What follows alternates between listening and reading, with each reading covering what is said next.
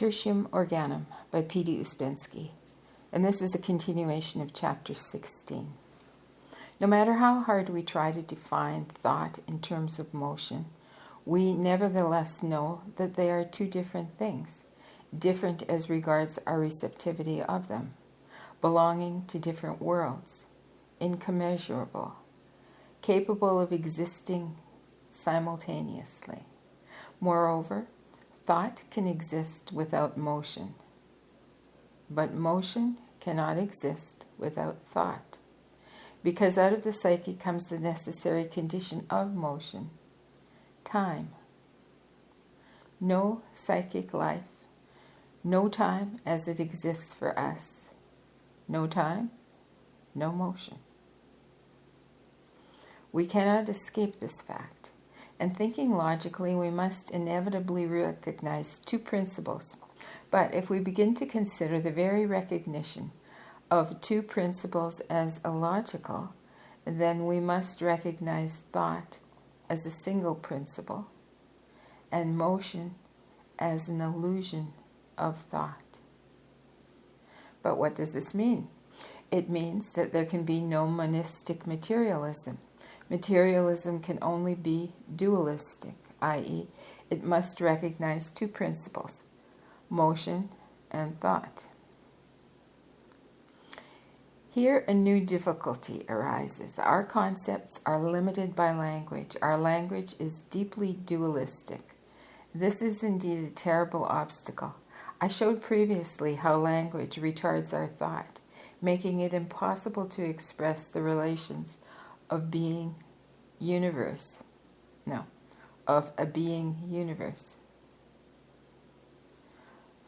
I showed previously how language retards our thought, making it impossible to express the relations of a being universe.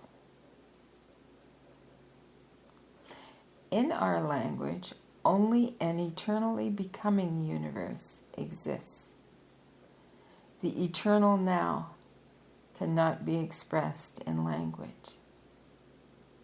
Thus, our language pictures to us beforehand a false universe. Dual, when in reality it is one, and eternally becoming, when it is in reality eternally being. Okay, I'm going to read this sentence again. Thus, our language pictures to us beforehand a false universe, dual when in reality it is one, and eternally becoming when in reality eternally being. And if we come to realize the degree to which our language falsifies the real view of the world, then the understanding of this fact will enable us to see it is not only difficult, but even absolutely impossible to express in language the correct relation of the things of the real world. This difficulty can be conquered only by the formation of new concepts and by extended analogies. Later on, the principles and the methods of this expansion of what we already have and what we can extract from our stores of knowledge will be made clear. For the present, it is only important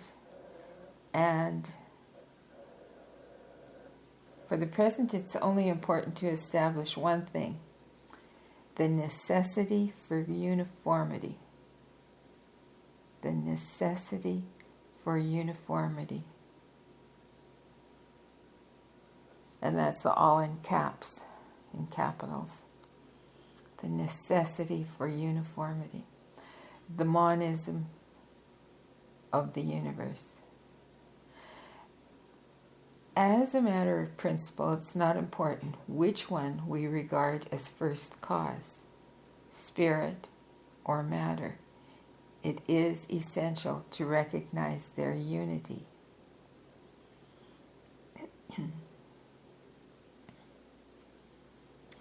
But what then is matter? From one point of view, it is a logical concept, i.e., a form of thinking.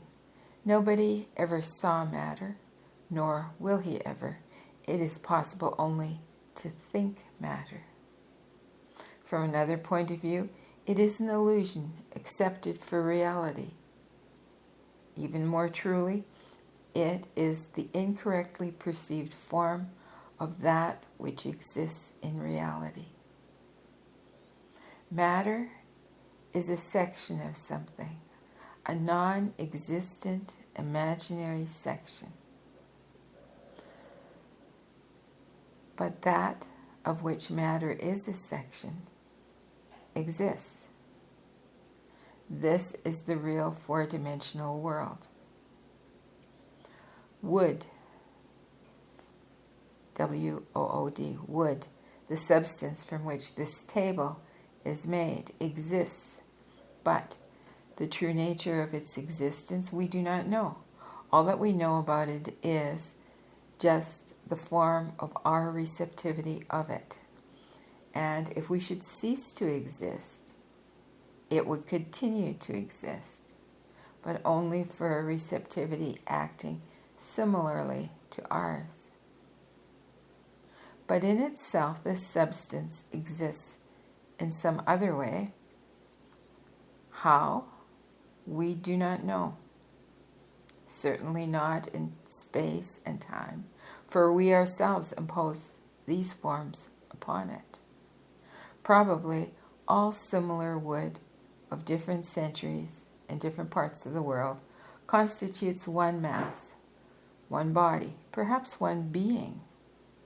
Certainly that substance, or that part of it of which this table is made, has no separate existence apart from our receptivity. We fail to understand that a particular thing is merely an artificial definition by our senses of some indefinable cause infinitely surpassing that thing.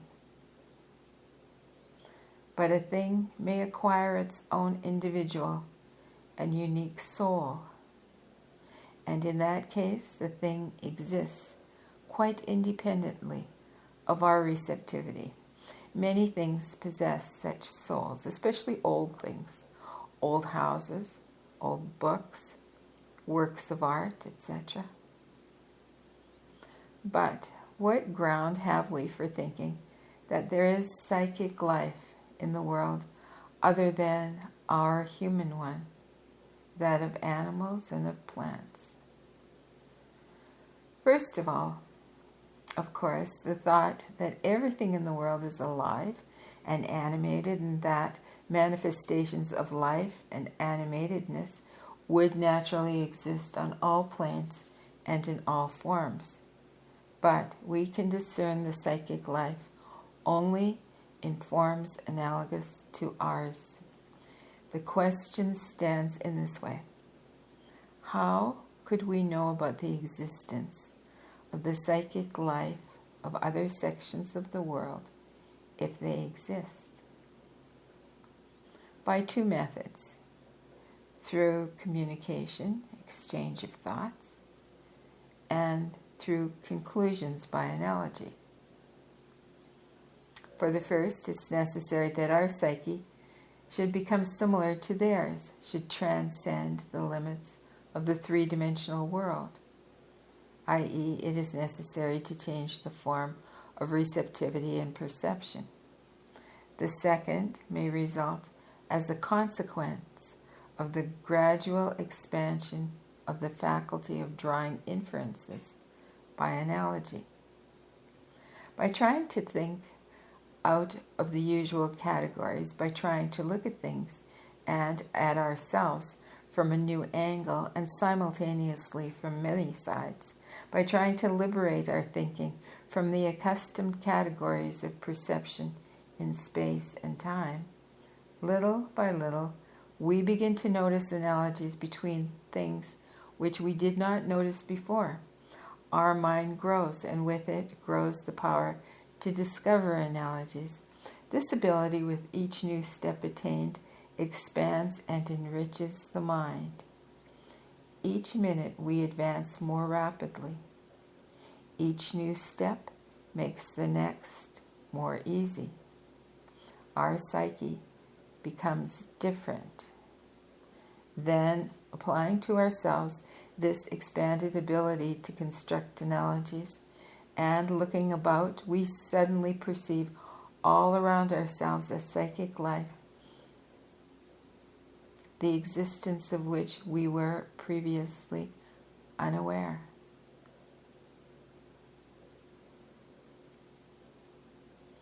Our psyche becomes different. Then, applying to ourselves this expanded ability to construct analogies and looking about, we suddenly perceive all around ourselves a psychic life, the existence of which we were previously unaware. And we understand the reason for this unawareness. This psychic life belongs to another plane and not to that to which our psychic life is native. Thus, in this case, the ability to discover new analogies is the beginning of changes which translate us into another plane of existence. The thought of a man begins to penetrate into the world of noumena, which is in affinity with it. Then his point of view changes likewise with regard to the things and events of the phenomenal world. Phenomena may suddenly assume to his eyes quite a different grouping. As already said, similar things may be different from each other in reality. Different things may be similar. Quite separate, disconnected things may be part of one great whole, of some entirely new category. And things which appear inextricably united in one, constituting one whole, may in reality be manifestations of different beings, having nothing in common among themselves, even knowing nothing whatever about the existence of one another. Such, indeed, may be the whole of our world. Man, animal, planet, planetary system, i.e., consisting of different psychic lives, a battlefield, as it were, of warring entities. In each whole of our world, we perceive a multitude of opposing tendencies, aspirations, efforts. Each aggregate is, as it were, an arena of struggle for multitudes of opposing forces, each of which acts by itself, is directed to its own goal, usually to the disruption of the whole. But the interaction of these forces represents the life of the whole, and in everything, something is always acting which limits the activity of separate tendencies. This something is the psychic life of the whole.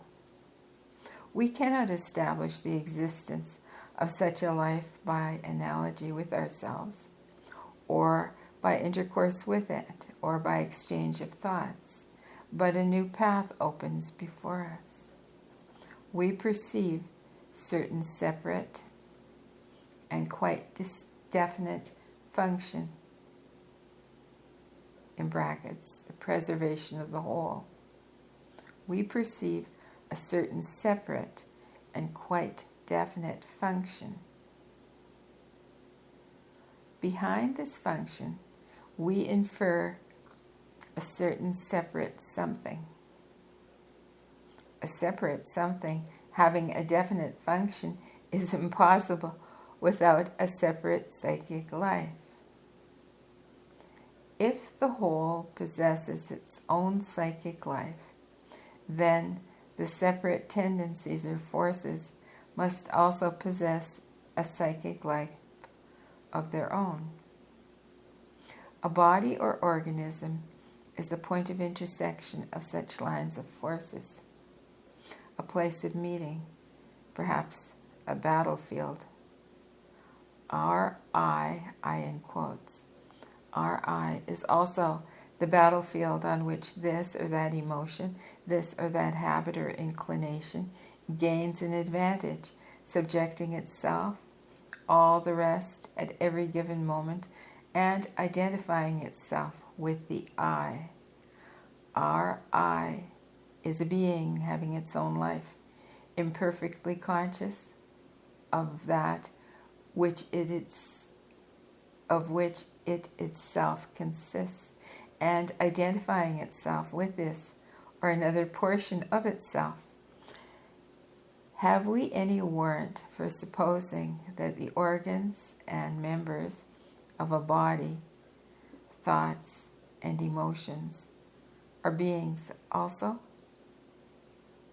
We have, because we know that there exists nothing purely mechanical, and any something having a separate function must be animated and can be called a being. All the beings assumed by us to exist in the world of many dimensions cannot know one another, i.e. cannot know that we are binding them together in different wholes of our phenomenal world, just as, in general, they cannot know our phenomenal world and its relations. But they must know themselves, although it's impossible for us to define the degree of clearness of this consciousness.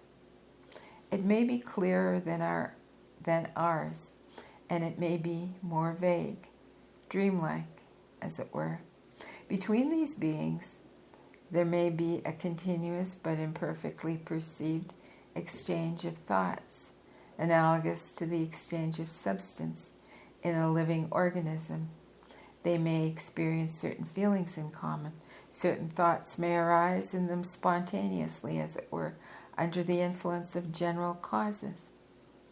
Upon the lines of this inner communion, they must divide themselves into different wholes of some categories to us entirely incomprehensible or only guessed at.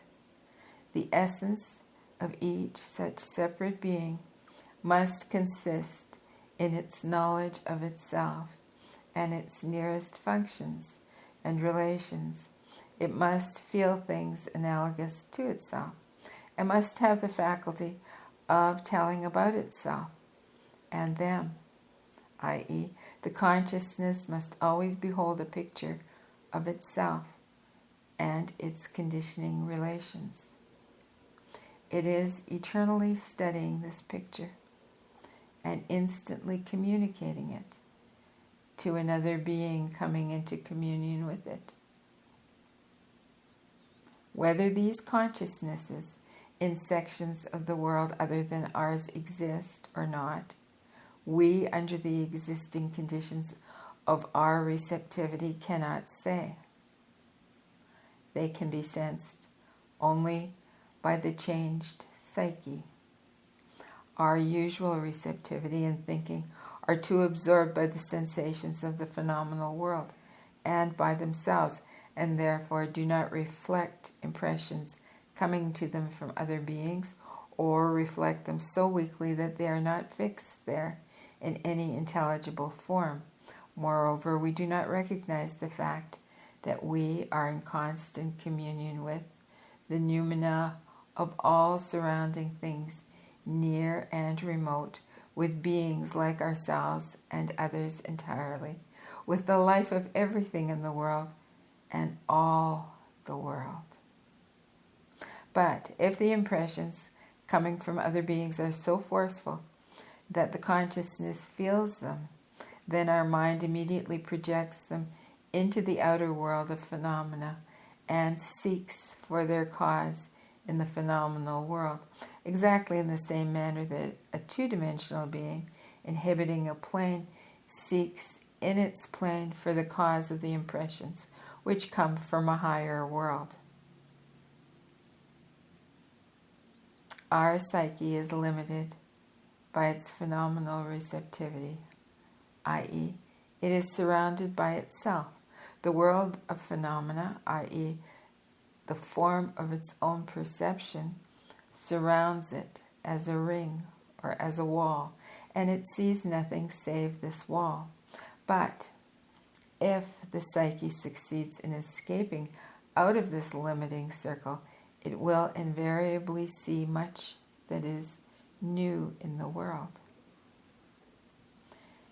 If we will separate self-elements in our perception, writes Hinton in A New Era of Thought, pages 36 and 37, then it will be found that the deadness which we ascribe to the external world, is not really there, but is put in by us because of our own limitations. It is really the self-elements in our knowledge which make us talk of mechanical necessity, dead matter. When our limitations fall, we behold the spirit of the world as we behold the spirit of a friend, something which is discerned in and through the material presentation of a body to us. Our thought means our sufficient at present to show us human souls, but all except human beings is, as far as science is concerned, inanimate.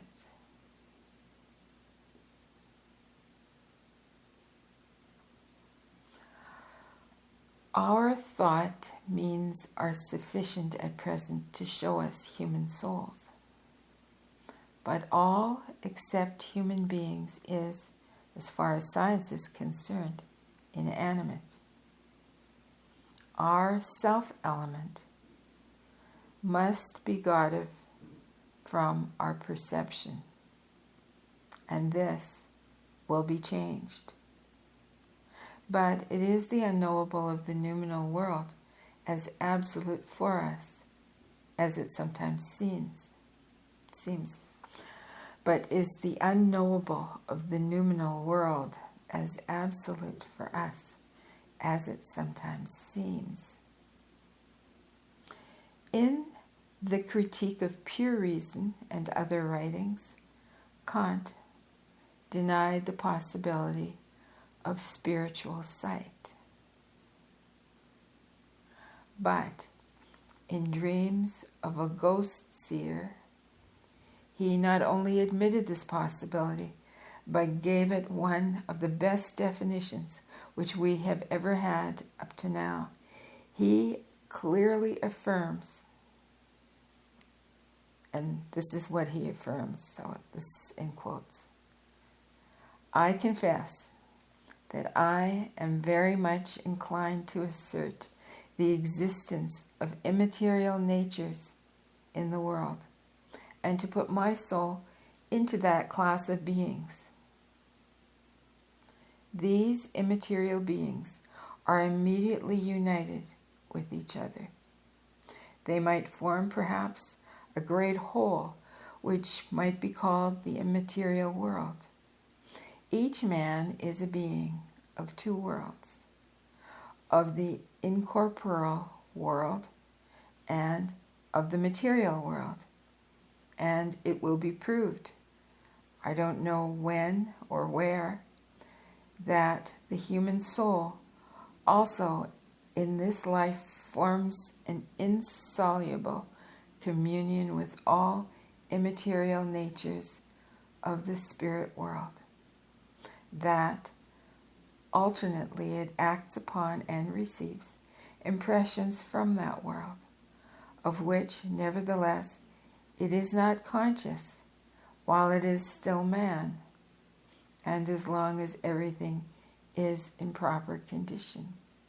We should, therefore, have to regard the human soul as being conjoined in its present life with two worlds at the same time, of which it clearly perceives only the material world, insofar as it is conjoined with a body and thus forms a personal unit. It is therefore indeed one subject, which is thus at the same time a member of the visible and of the invisible world, but not one and the same person. For on account of their different quality, the conceptions of the one world are not ideas associated with those of the other world. Thus, what I think as a spirit is not remembered by me as a man. And conversely, my state as a man does not at all enter into the conception of myself as a spirit. Birth, life, death are the states of soul only. Consequently, our body only is perishable. The existence of us is not perishable, and must have been existent during that time when our body had no existence. The life of the man is dual. It consists of two lives, one animal and one spiritual. The first life is the life of man, and man needs a body to live this life. The second life is the life of spirit. His soul lives in that life separately from his body and must live on it under the separation from the body.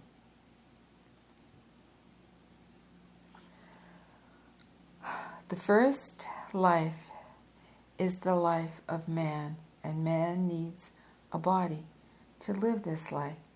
The second life is the life of spirit. His soul lives in that life separately from the body and must live on in it after the separation from the body. In an essay on Kant in The Northern Messenger, then it says, Russian, 1888. I.L. Volinsky says that both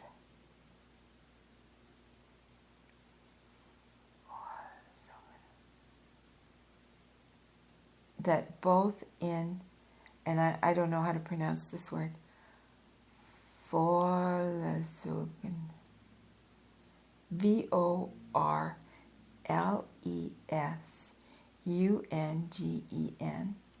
so both in Vorlesung and also in Dreams of a Ghost Seer, Kant denied the possibility of one thing only, the possibility of the physical receptivity of spiritual phenomena. Kant denied the possibility of the physical receptivity of spiritual phenomena.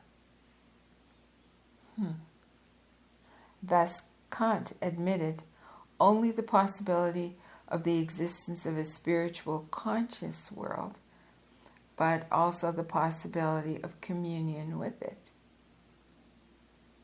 Thus, Kant admitted not only the possibility of the existence, he admitted not only the possibility of the existence of a spiritual conscious world, but also the possibility of communion with it. Yes. Hegel built all his philosophy upon the possibility of a direct knowledge of truth, upon spiritual vision. Approaching the question of two worlds, from the psychological standpoint, from the standpoint of the theory of knowledge, let us firmly establish the principle that before we can hope to comprehend anything in the region of noumena, we must define everything that is possible to define of the world of the many dimensions by a purely intellectual method, by a process of reasoning. It is highly probable that by this method we cannot define very much. Perhaps our definitions will be too crude, will not correspond to the fine differentiation of relations in the noumenal world. All this is possible and must be taken into consideration. Nevertheless, we shall define what we can, and at the outset make it clear as possible what the noumenal world cannot be and what it can be, show what relations are impossible in it and what are possible. This is necessary in order that we, coming in contact with the real world, may discriminate between it and the phenomenal world, and what is more important, that we may not mistake simple reflections of the phenomenal world for the noumenal. We do not know the world of causes. We are confined to the jail of the phenomenal world simply because we do not know how to discern where one ends and where the other begins. We are in constant touch with the world of causes. We live in it because our psyche and our incomprehensible function in the world are part of it, or a reflection of it. But we do not see or know it because we either deny it, consider that everything existing is phenomenal and that nothing exists except the phenomenal, or we recognize it, but try to comprehend it in the form of the three-dimensional phenomenal world. Or lastly, we search for it and find it not because we lose our way amid the deceits and illusions of the reflected phenomenal world, which we mistakenly accept for the noumenal world. In this dwells the tragedy of our spiritual questings. We do not know what we are searching for. And the only method by which we can escape this tragedy consists in a preliminary intellectual definition of the properties of that of which we are in search. Without such definitions, going merely by indefinite feelings, we shall not approach the world of causes, or else we shall get lost on its borderland. Spinoza understood this, saying that he could not speak of God, not knowing his attributes. When I studied Euclid, I learned first of all that the sum of 3 angles of a triangle was equal to 2 right angles, and this property of a triangle was entirely comprehensible to me, although I did not know its many other properties. But so far as ghosts and spirits are concerned, I do not know even one of their attributes, but constantly hear different fantastic tales about them, in which it is impossible to discover any truth. We have established certain criteria which permit us to deal with the world of noumena, or the world of spirits. These we shall make use of now. First of all, we may say that the world of noumena cannot be 3-dimensional, and there cannot be anything 3-dimensional in it, i.e., commensurable with physical objects similar to them in outside appearance, having form. There cannot be anything having extension in space and changing in time. And most important, there cannot be anything dead or inanimate. In the world of causes, everything must be alive, because it is life itself, the soul of the world. Let us remember also that the world of causes is the world of the marvelous, that what appears simple to us can never be real. The real appears to us as marvelous. We do not believe in it. We do not recognize it, and therefore we do not feel the mysteries of which life is so full. The simple is only that which is unreal. The real must seem marvelous. The mystery of time penetrates all. It is felt in every stone which perhaps might have witnessed the glacial period, seen the Ichthyosaurus, I hope I'm pronouncing that correctly, some sort of dinosaur, and the mammoth. It is felt in the approaching day, which we do not see, but which possibly sees us, which perchance is our last day. And on the other hand, is the day of some transformation, the nature of which we do not ourselves now know. The mystery of thought creates all. As soon as we shall understand that thought is not a function of motion, but that motion itself is only a function of thought, and shall begin to feel the depth of this mystery, we shall perceive that the entire phenomenal world is some gigantic hallucination which fails to frighten us and does not drive us to think that we are mad simply because we have become accustomed to it.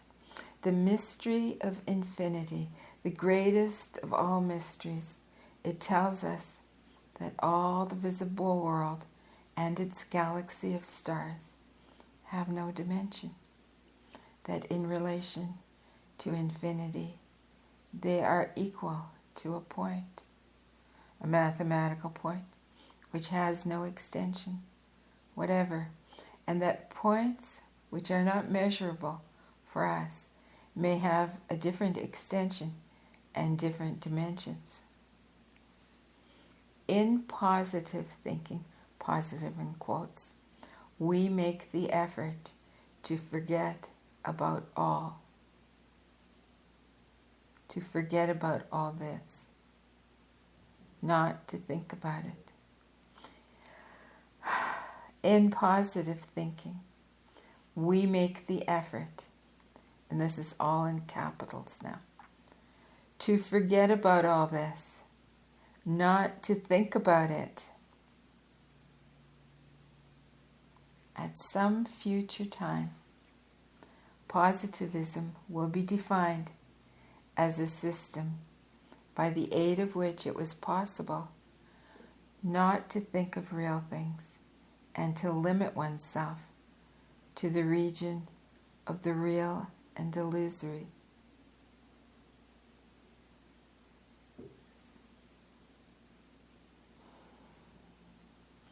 And this concludes chapter 16.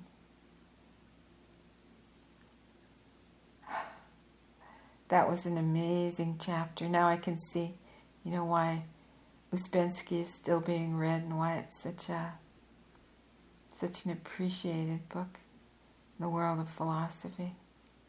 My goodness. Okay, I hope you enjoyed this. I hope you're enjoying this book. If you are enjoying it, please like and subscribe. And till soon.